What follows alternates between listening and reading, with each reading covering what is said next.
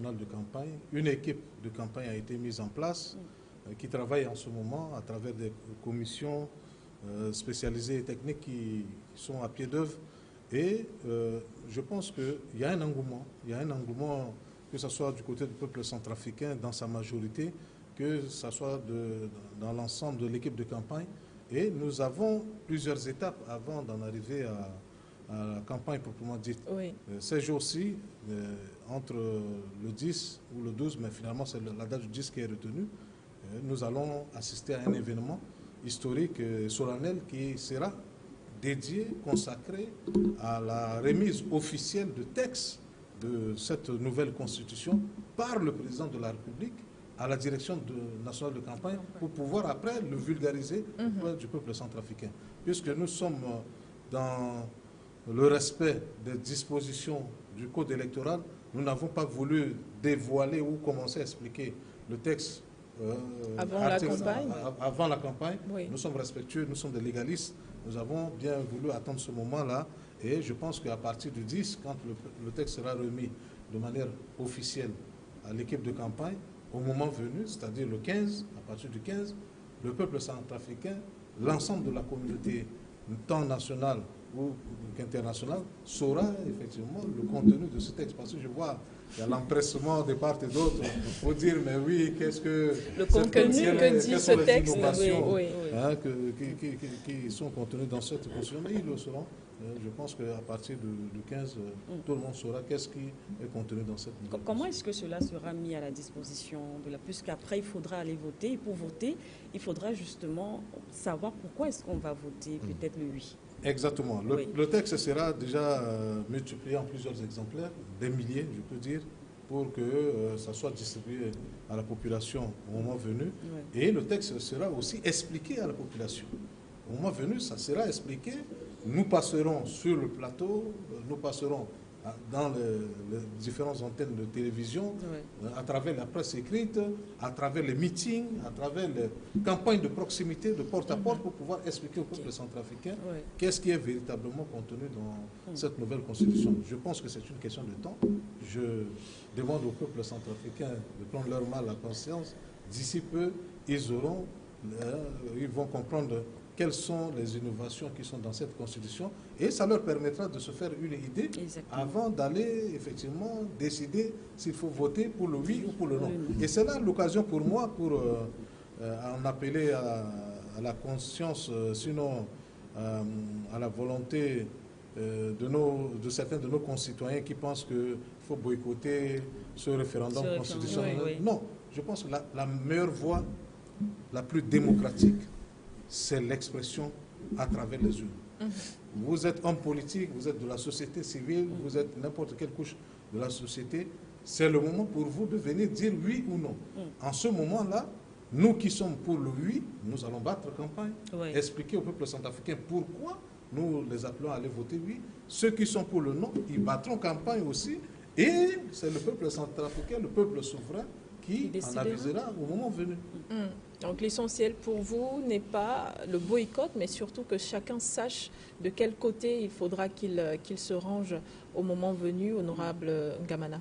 Effectivement, vous savez, la politique de la chaise vide n'a jamais profité à qui que ce soit.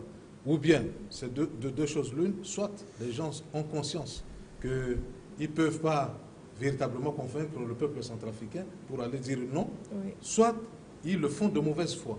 En ce moment-là, le peuple comprendra que les véritables personnalités ou les hommes politiques qui militent pour leur bien, ce sont ceux-là qui veulent à ce qu'ils aillent s'exprimer à travers les urnes. Je ne suis pas là pour faire un procès d'intention, mais je pense que nous sommes en démocratie et chacun est libre d'exprimer ses opinions. Et voilà l'occasion pour nous, peuple centrafricain, d'aller le faire le 30 juillet à venir pour dire oui ou non à cette nouvelle constitution. Nous en avons quelques exemples dans le monde.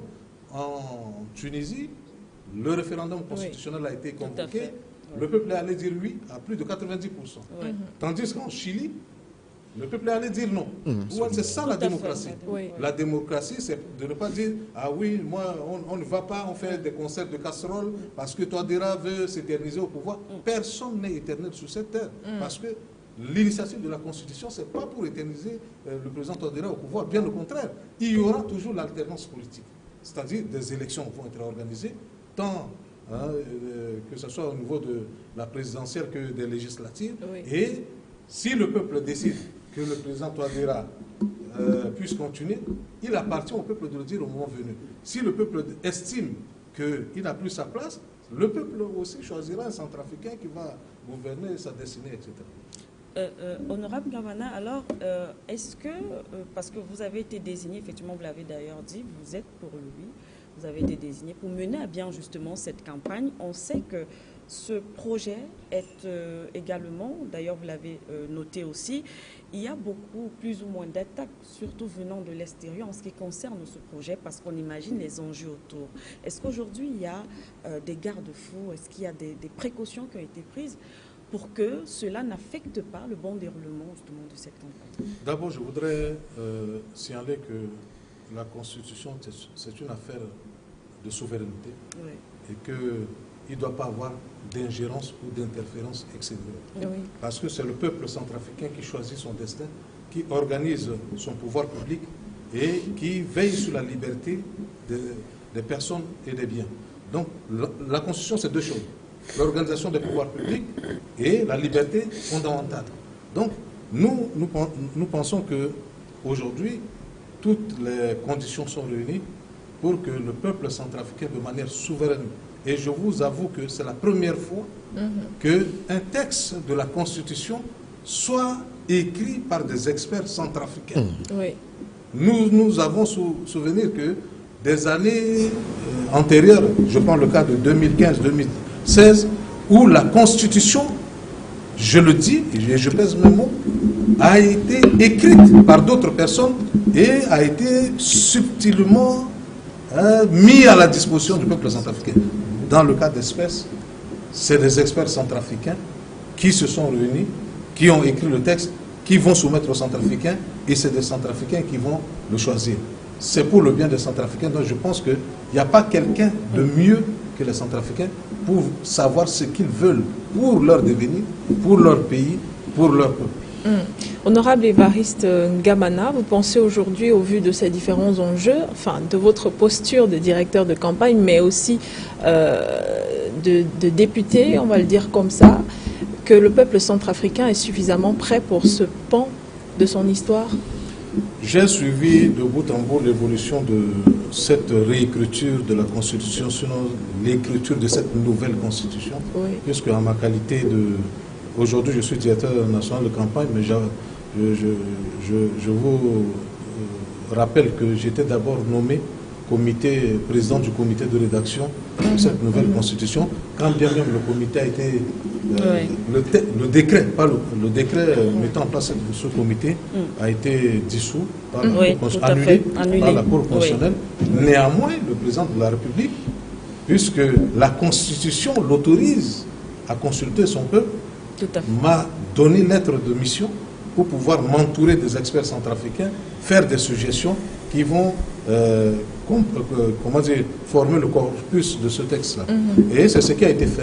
Nous sommes non seulement inspirés de tout ce que le peuple a mis dans les mémorandums, les pétitions, etc., mais nous avons travaillé aussi sur les résolutions issues du dialogue républicain. Donc voilà, ce sont ces fondamentaux-là qui ont constitué en quelque sorte la base de cette nouvelle Constitution. Maintenant, vous avez vu, le peuple s'est exprimé à travers les marches, les pétitions, les mémorandums, etc. Et quand le décret portant convocation du corps électoral a été pris par le président de la République, au lendemain, le peuple est sorti dans la rue pour dire enfin, parce qu'il y avait une sorte d'impatience de la part du peuple centrafricain. À un moment donné, on était pratiquement, on avait l'impression d'être dans une sorte de léthargie. Les gens se disaient, est-ce que ça aura lieu ou pas, est-ce que c'est après les élections locales ou pas, mais la priorité pour le peuple, c'était cette nouvelle constitution. Et j'avoue que aujourd'hui, c'est ça qui a fait que le président de la République, c'est vrai, le processus électoral en ce qui concerne les élections locales vont se poursuivre après la tenue du référendum. Mais l'urgence, c'était ce référendum parce qu'il y avait une pression, une insistance pressante de la part du peuple à l'endroit du président de la République, si bien que le corps électoral a été convoqué le 30 mai et au lendemain, les gens sont sortis à la place de la République, au PK0, pour dire enfin, et merci au président, nous sommes prêts, nous sommes en rang de bataille pour pouvoir aller. Donc, de bout en bout, je peux vous dire que l'évolution a commencé par la mise en place du comité qui a été retoqué par la Cour constitutionnelle. Après, une lettre de mission a donné la possibilité de poursuivre le travail à travers un comité restreint que j'avais continué à diriger. Aujourd'hui, le corps électoral est convoqué, une direction de campagne a été mise en place que je préside. Nous sommes sur de bonnes voies, tout se passe bien et d'ici peu, vous verrez l'engouement que le peuple centrafricain aura pour aller. Je sais déjà que, je ne suis pas déjà en campagne, mais je sais déjà que ce sera le oui qui va l'emporter. Mais nous, là n'est pas l'important, parce que dans la lettre de mission que le président de la République m'a remise pour mettre en place cette équipe de campagne, il dit qu'il faut que je constitue une équipe pour une large victoire du oui.